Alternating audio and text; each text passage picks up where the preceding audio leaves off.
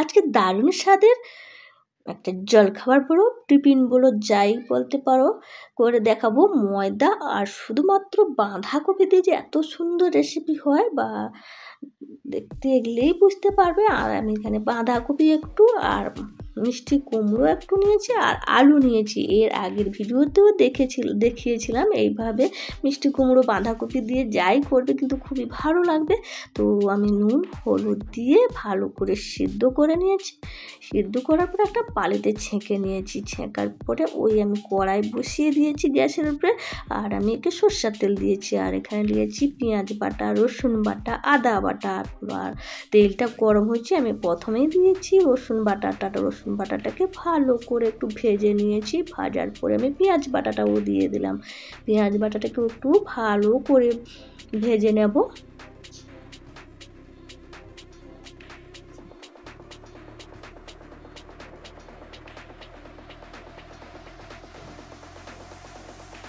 তারপরে আমি আদা বাটাটা দিয়ে দিলাম। আদা বাটাটাকেও আমি ভালো করে ভেজে নিই।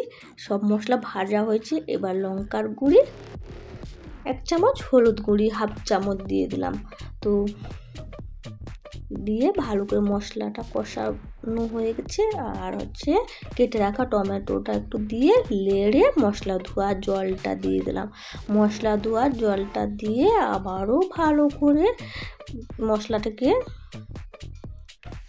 কষিয়ে নিলাম। তো মশলাটাকে তেল ছেড়ে গেছে। সিদ্ধ করা আলু, কুমড়ো আর বাঁধাকপি রেখেছিলাম, ওইটাকে দিয়ে দিলাম কড়াইতে।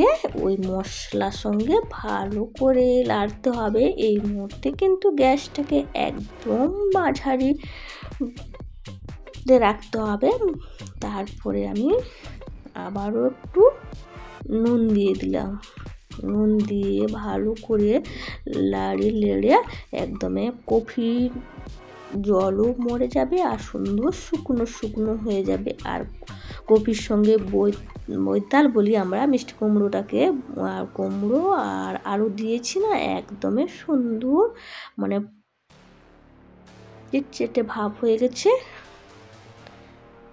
তরকারিটা রেডি হয়ে গেছে। এবার আমি এখানে ময়দা নিয়েছি 2 বাটি। তারপরে একটু নুন দিয়েছি। নুনটা দেওয়ার পরে ভালো করে নুনটা মিক্সড করে নিলাম। তারপরে আমি সাদা তেল 3-4 চামচ দিয়ে দিলি। সাদা তেলটাকে দিয়া ভালো করে মাখিয়ে নেবো ময়দাটাকে।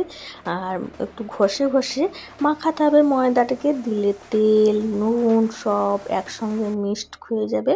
তো তারপরে ময়দাটা মাখানো হয়ে গেছে। আবার আমি একটু জল দিয়ে মাখাবো। তো জল দিয়ে মাখাতে মাখাতে একটা ডো তৈরি হয়ে যাবে।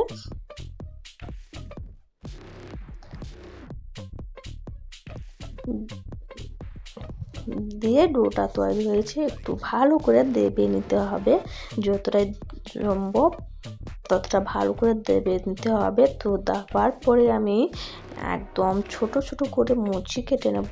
লুচি যেমন মুচি কাটে তার চেয়ে একটু বড় বড় করে লেচিগুলো কাটবো। লেচিগুলো কাটা হয়ে গেছে।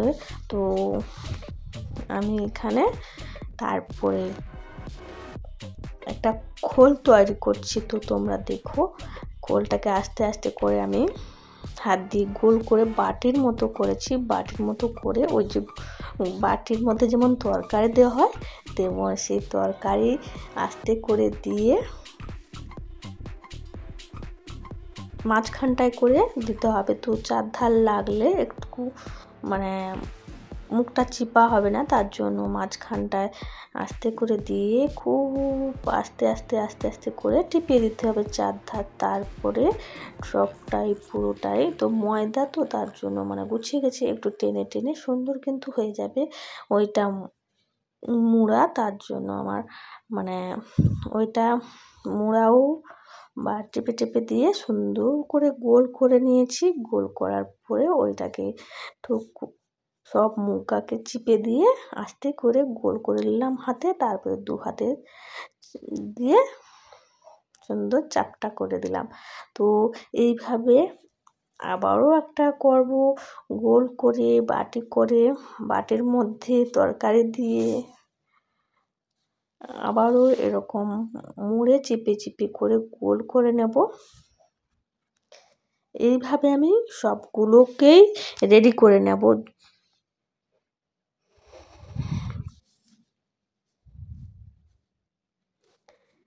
এবার সবগুলো রেডি হয়ে গেছে। এবার আমি চাকতি বেলুনে হালকা হালকা চাকতির উপরে দিয়ে হাত দিয়ে একটু চাপটে নিলাম। তারপরে আমি হালকা হাতে বেলুনটা দিয়ে আস্তে আস্তে করে বেলে নেব।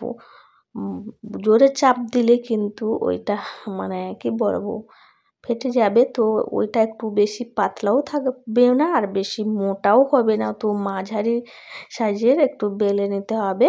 তারপরে আমি এখানে তেল গরম হয়ে গেছে, এবার আস্তে করে একটা ছেড়ে দিলাম, তারপরে আবারও একটা ছেড়ে দিলাম, আবারও একটা ছেড়ে দিলাম। এইভাবে একটা একটা করে ছেড়ে দিয়ে মানে উল্টে নিতে হবে। দেওয়ার সঙ্গে সঙ্গে দেখতেই তো পাচ্ছ ফুলকো ফুলকো হয়ে যাচ্ছে আর দেখতেও খুব সুন্দর লাগছে। তো উল্টিয়ে নিয়েছি আর লাল লাল হয়ে গেছে।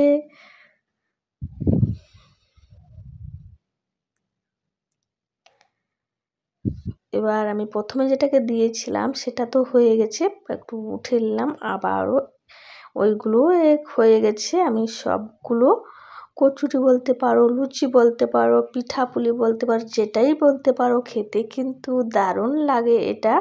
তো আমি একই রকম সবগুলোকে এরকমভাবে ভেজে নিলাম।